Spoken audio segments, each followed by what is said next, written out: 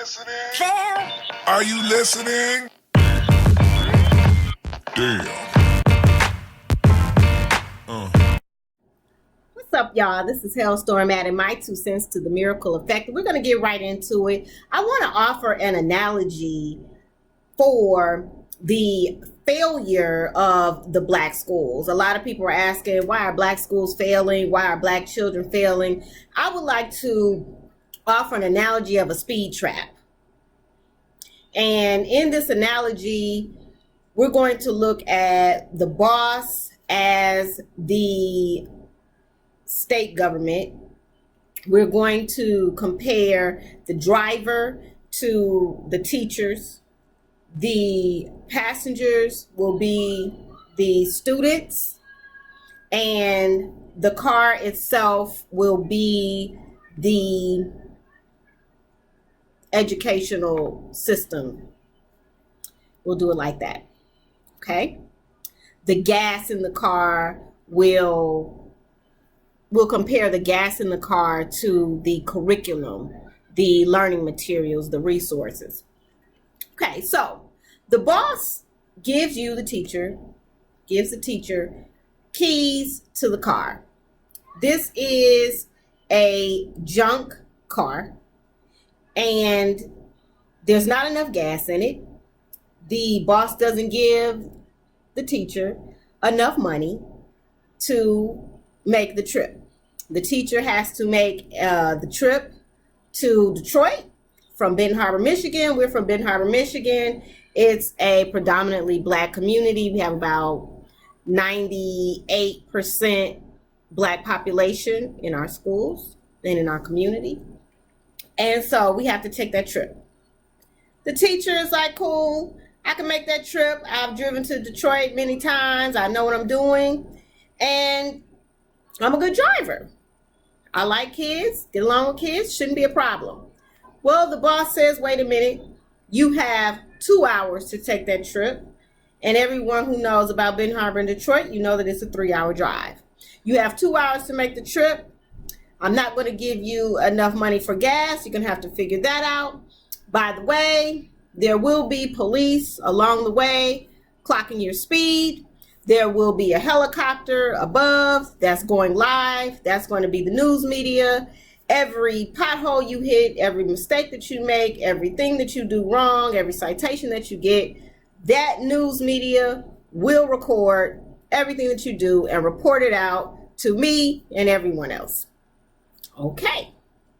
So be on your way. By the way, all the kids in the back seat, they haven't eaten for 2 days. Good luck. See you there. Be there in 2 hours, or else we might have to shut you down. We might have to dock your pay. There's going to be some problems, and don't break any laws.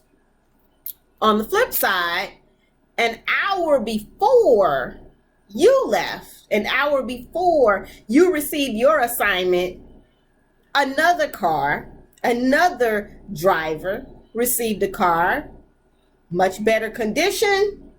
The children were properly nourished and pocket full of money. The car is already gassed up.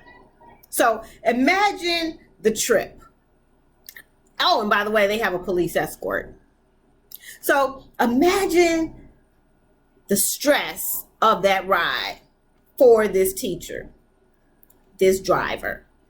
Imagine the kids in the back seat, already upset, already grumpy, expecting that teacher to pull over. They don't care about the 2-hour stipulation. They're hungry. They're arguing. They're grumpy. They're not getting along with the teacher, with the driver, because they're upset. So moving forward, the driver is doing the best that she can to get those kids there anyway. It's a bumpy ride as she gets there. Of course, more than likely, she was beaten by the car in the other lane.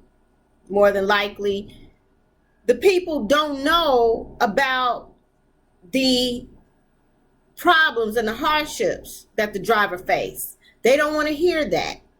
They don't want to hear the excuses and complaints. They just want results. They just want you to perform. It's not professional for you to tell what's going on. Your boss expects you to maintain a degree of secrecy and loyalty to him. Therefore, you have to respect discretion. And you just have to get there. And so there's some criticism, right? There's a group of people who have no clue what's been going on. And they want to take that driver and lock them up for negligence, child endangerment. You were wrong for speeding. Look at all of these mistakes that you did. Look at all of these errors. You must not be a good driver. You must not be a good teacher. You did not give those kids what they needed along the way. You put those kids in danger, right? Or you didn't meet the mark. Look at the car in the other lane. They got there an hour before you. And so imagine the toxic environment, the stress, the disappointment. And by the way, when that teacher did amazing things or that driver did some amazing things along the way, the news media switched over to the other lane and started focusing on the other car that was doing some amazing things as well. Now, is it possible that you could get there first? It's possible. You have to do some miraculous things, but it's possible. Is it possible that the other car could get into an accident or not make it on time? Yes, it's possible.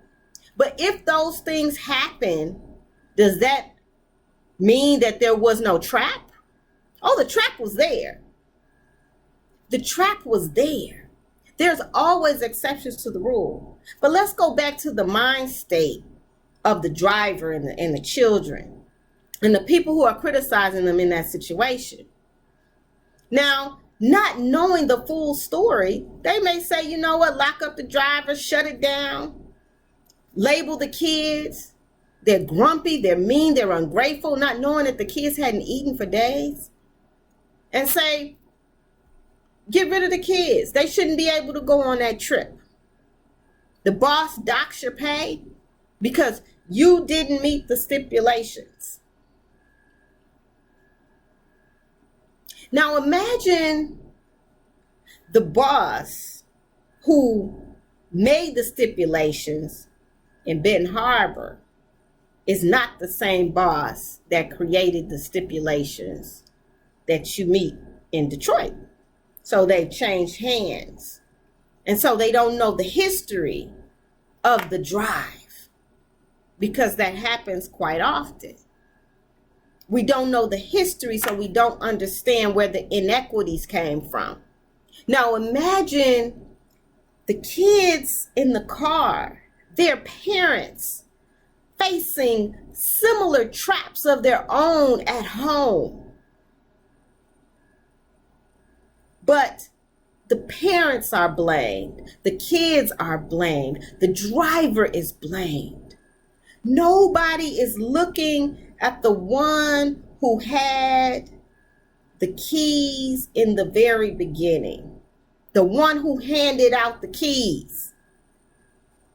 The one who knew that they were giving one a junk car and one a better car and gave one 3 hours and the other 2 hours. The one who knew that the kids were not nourished properly for that trip.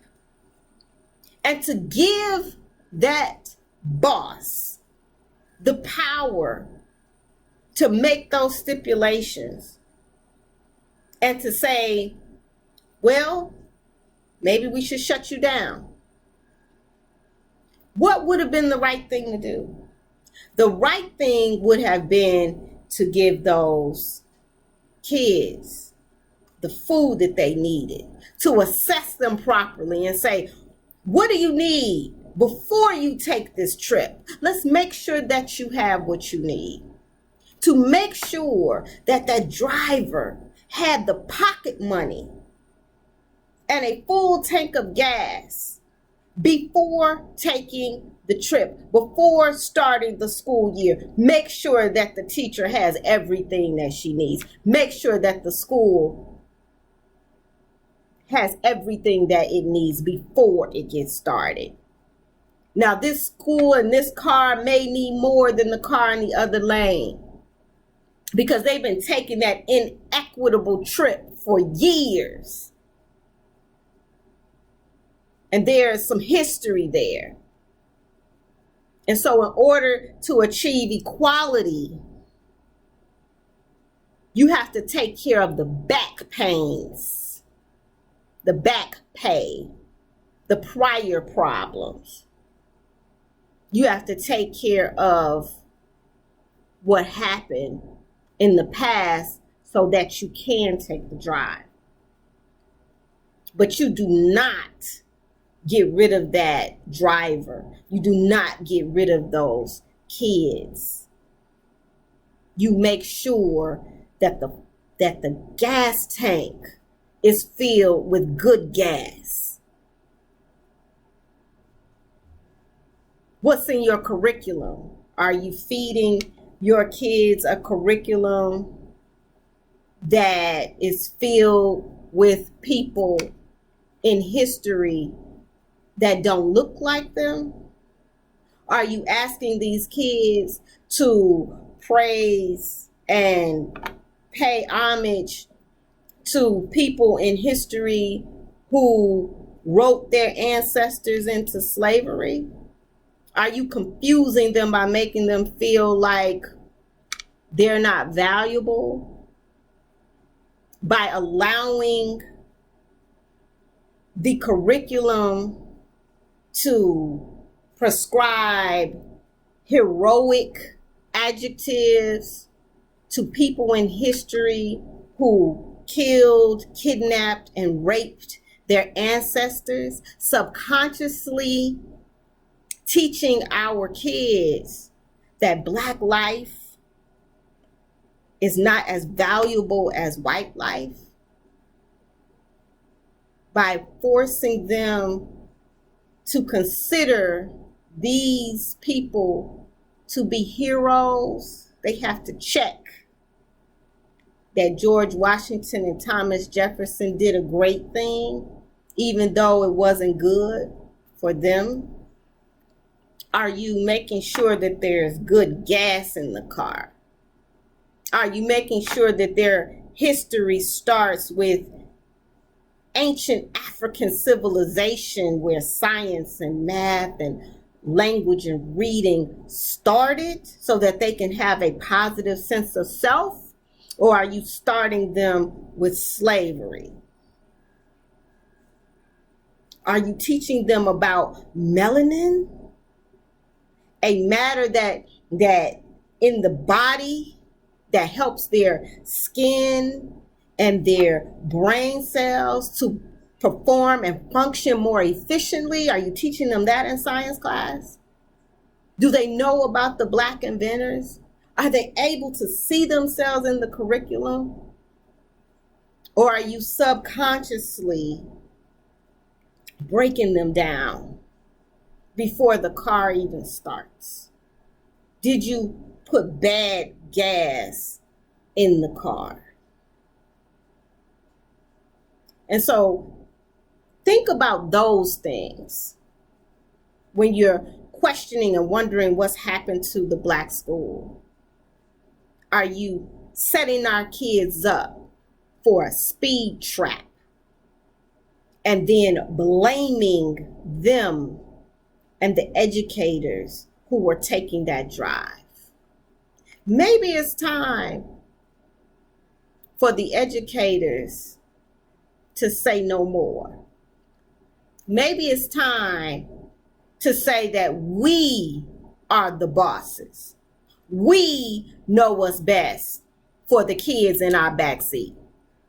We know what it takes to get them from point A to point B. And we will let you know what resources are needed in order to take an equitable drive. I encourage you to open your mind and think about the educational system as it relates to Black children in a different way. And be Black Patty. Whenever you are asked to take a drive that is unfair to our children, whether it be the curriculum, whether it be the finances, whether it be whoever thinks they are the boss, as a parent, as a teacher, as a business person, don't allow them to even threaten to shut down our schools or to label our children. You tell them that we deserve the best. That's my 2 cents. I want to thank you for listening. That's what the Miracle Effect is all about. Adding your perception, your perspective to the conversation, because if we don't, we will allow the media that's going live to tell our stories. And so the question is, are you going to educate that Black mind? Or are you going to allow the educational system to continue to endanger our most precious resource? This is Hailstorm. I want to thank you for listening. Peace. Hailstorm here. I ain't woke, but we can wake up together. So hit like, subscribe, and let me know your thoughts. Thanks. Peace.